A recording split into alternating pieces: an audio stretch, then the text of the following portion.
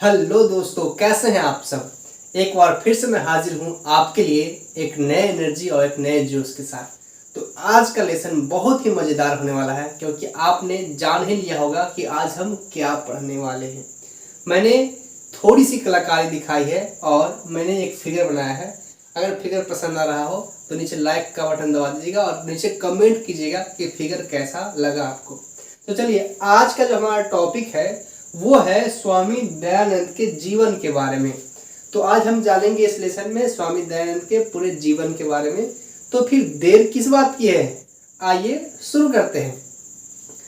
सबसे पहले जानेंगे कि स्वामी दयानंद जो है एक समाज सुधारक थे। मतलब समाज के लिए इन्होंने बहुत ही अच्छे अच्छे काम किए हैं, जो हम इस लेसन में जानने वाले हैं। साथ ही साथ इन्होंने आर्य समाज की स्थापना की है। आपको शायद पहले से मालूम होगा, कहीं सुने होंगे, और नहीं सुने हैं तो आज हम इसमें जानने वाले हैं और समझने वाले हैं। तो शुरू करते हैं इनके जन्म से कि इनका जन्म कहाँ हुआ और किस प्रकार से ये अपना बचपन बिताए हैं। तो यहाँ है जन्म जो है इनका 12 फरवरी 1824 ईस्वी में हुआ था। वो भी टंकार नामक गांव में, जो कि गुजरात में पड़ता है। तो इनका जन्म 12 फरवरी 1824 ईस्वी में गुजरात के एक टंकार नामक छोटे से गांव में हुआ था। और ये बचपन से ब्राह्मण जाति के थे। इनके बचपन का नाम था मूल शंकर इनके बचपन का नाम था। ये ब्राह्मण जाति से थे, इसीलिए पूजा पाठ में खूब विश्वास करते थे और पूजा पाठ करते थे। हुआ यूं था, एक दिन का मैं आपको चर्चा सुनाता हूँ कि हुआ यूं था कि चूंकि ये धीरे धीरे बड़ा हो रहे थे स्वामी दयानंद सरस्वती, तो इनको जिम्मेदारी मिला कि इस बार महाशिवरात्रि की पूजा में आप जो है उपवास करेंगे, मतलब कि भूखे पेट रहेंगे, और रात्रि को पूजा होगा उसमें भाग लेंगे, और रात्रि जागरण होगा उसमें भी भाग लेंगे। मतलब महाशिवरात्रि पूजा का सारा जिम्मेदारी किस पे था, तो स्वामी दयानंद सरस्वती पे था, मतलब कि मूल शंकर पे था। इन्होंने दिन भर जो है कुछ नहीं खाया, भूखे पेट रहे, भगवान की भक्ति किए। शाम को क्या हुआ, पूजा हुआ, भजन कीर्तन हो रहा था, रात्रि जागरण था। तो जब शाम को रात्रि जागरण हो रहा था रात को, तो सभी लोग जो है बहुत सारे भजन कीर्तन करते हैं, गाते जाते हैं। तो कुछ देर रात तक चलता है, उसके बाद फिर जो है सभी सो जाते हैं। तो रात्रि में स्वामी दयानंद सरस्वती यानी कि मूल शंकर देखते हैं कि जो मैंने पूजा किया है और शिवलिंग पर प्रसाद चढ़ाया है, एक चूहा आता है फुदक फुदक कर, और चढ़ा हुआ प्रसाद जो है वो खाने लगता है। चूहा जो है प्रसाद खाने लगता है, मैंने यहाँ पर दिखाया है। और शिवलिंग जो भगवान शिव है उस चूहे को कुछ नहीं करते हैं। अब ऐसा देखकर मूल शंकर को बहुत बुरा लगता है। इसको ये लगता है कि यार, मैं दिन भर जो है भूखे पेट रहा हूँ, भगवान की पूजा किया हूँ, भगवान के लिए प्रसाद लाया हूँ, और ये प्रसाद भगवान को नहीं खाकर, मतलब भगवान नहीं खाकर किसी और को दे रहे हैं। ये एक चूहा जो है वो मेरा चढ़ाया हुआ प्रसाद खा रहा है।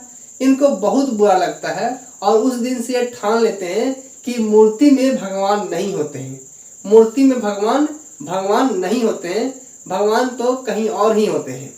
और इस प्रकार से इनको जो है स्वामी दयानंद सरस्वती यानी कि मूल शंकर को मूर्ति पूजा से विश्वास उठ जाता है, और उस दिन से ये मूर्ति पूजा का विरोध करने लगते हैं। तो ये था एक इनके जीवन का एक घटना, जिस कारण से इन्होंने मूर्ति पूजा का विरोध करना शुरू कर दिया।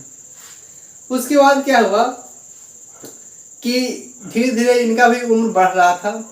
इनकी एक प्रिय बहन थी, और 2 साल बाद इनकी प्रिय बहन की डेथ हो गई, और इससे जो है ये बहुत ही दुख में चले गए, बहुत ही दुखी हुए, और अपना घर जो है वो त्याग दिए, मतलब वैराग्य ले लिए। वैराग्य का कहने का मतलब है कि साधु की प्रवृत्ति में आ गए, और वहां से भागकर, मतलब गुजरात से भागकर ये आ गए मथुरा में। मथुरा पड़ता है उत्तर प्रदेश में, तो ये मथुरा में आ गए। इनको एक गुरु मिले जिनका नाम था बिरजानंद। ये बिरजानंद जो है स्वामी दयानंद सरस्वती के गुरु थे, और इन्होंने ही इनकी शिक्षा आगे बढ़ाई। वेद आरंभ किए, वेदों का ज्ञान दिया, और बदले में जब गुरु का ज्ञान खत्म हो जाता है तो गुरु दक्षिणा मांगते हैं। तो बदले में गुरु जी ने मांगा कि तुम अपना सारा जीवन धर्म के प्रचार प्रसार में लगा दो। और स्वामी दयानंद जो थे अपना सारा जीवन धर्म के नाम कर दिए, मतलब धर्म के प्रचार प्रसार में लगा दिए। तो ये थे इनके गुरुजी बिरजानंद, जो कि मथुरा में रहते थे, और स्वामी दयानंद भी गए थे मथुरा में ही। ठीक है, और बहुत ही ऑब्जेक्टिव क्वेश्चन के लिए पॉइंट इंपॉर्टेंट है, मैंने खासकर इसीलिए लिखा है।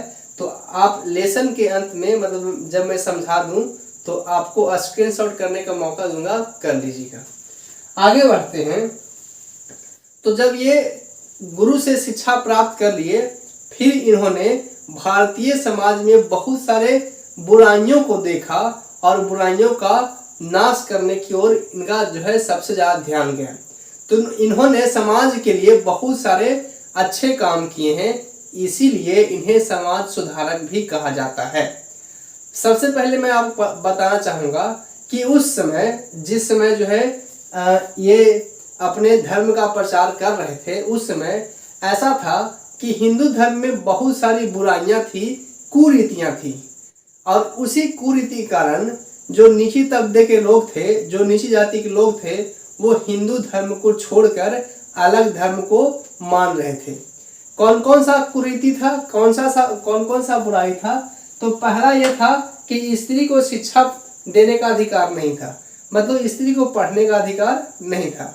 तो स्वामी दयानंद ने स्त्री को पढ़ने का अधिकार दिलाया। और क्या था? विधवा विवाह, मतलब विधवा को विवाह करने का अधिकार नहीं था। तो उन्होंने जो है स्वामी दयानंद ने इस पे भी काम किया और विधवा का दोबारा शादी करने का प्रावधान लागू किया। और इन्होंने क्या किया? मूर्ति पूजा खंडन कर दिया, मतलब ये कह दिए कि मूर्ति जो है, मूर्ति पूजा, उसमें भगवान नहीं होते हैं, मूर्ति में भगवान नहीं होते हैं। तो अगर भगवान की सच्ची आराधना करना है तो आप लोगों की सेवा करना सीखिए और सच्चे दिल से भगवान की आराधना कीजिए। ठीक है, तो ये इन्होंने मूर्ति पूजा का खंडन किया। छुआछूत की बीमारी को हटाया, जो छुआछूत था उसको हटाया। जो नीचे तबके के लोग थे, जो दलित परिवार के लोग थे, उनके साथ छुआछूत बहुत ज्यादा मात्रा में होता था, मतलब बहुत ज्यादा होता था। और इसीलिए जो दलित लोग थे वो हिंदू धर्म को छोड़कर जा रहे थे। तो इन्होंने छुआछूत को हटाया और बाल विवाह जो है उसको रोका।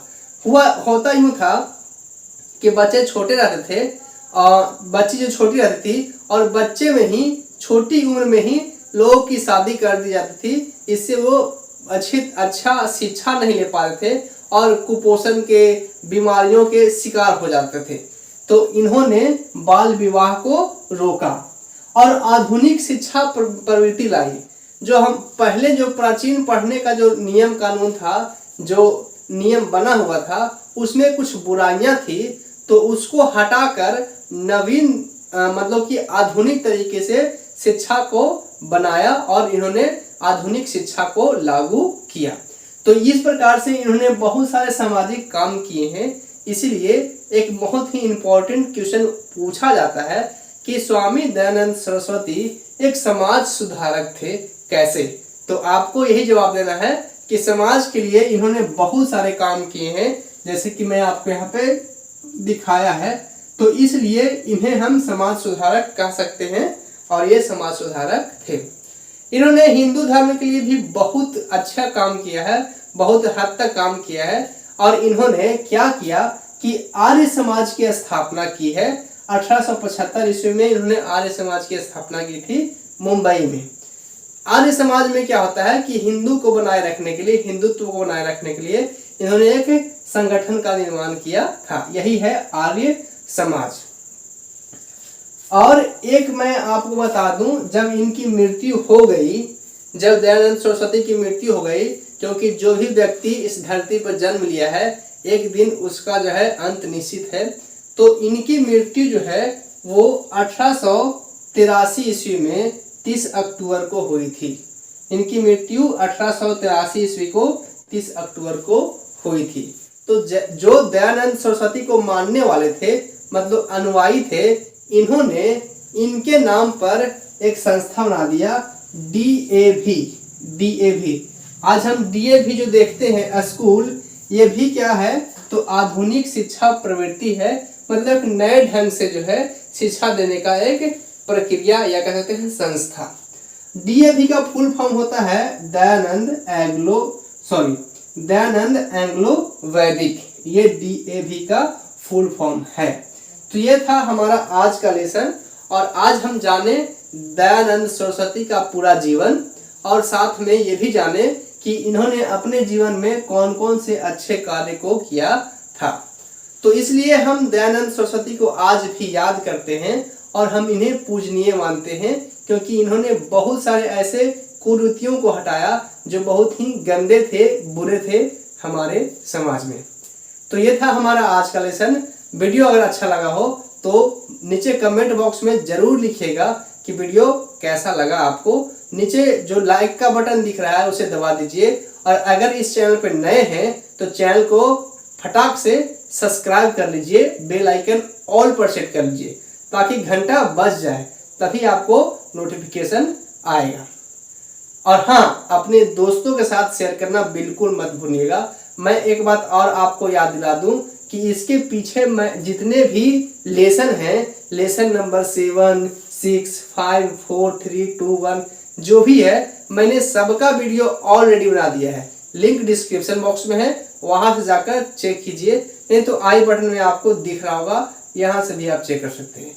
अगर आप 10th क्लास के विद्यार्थी हैं और आप बोर्ड एग्जाम की तैयारी कर रहे हैं तो आप सही चैनल पे हैं। मैं संस्कृत के सभी टॉपिक पे वीडियो ऑलरेडी बना दिया है। अगर आपको किसी भी टॉपिक में प्रॉब्लम है, समस्या है, तो आप मेरा प्लेलिस्ट जरूर चेक कीजिएगा। उसमें आपको हर एक टॉपिक पे आसान भाषा में वीडियो मिल जाएगा। तो फिर मिलते हैं एक नए वीडियो में एक नए टॉपिक के साथ। तब तक के लिए सीखते रहिए, देखते रहिए। बाय बाय, जय हिंद।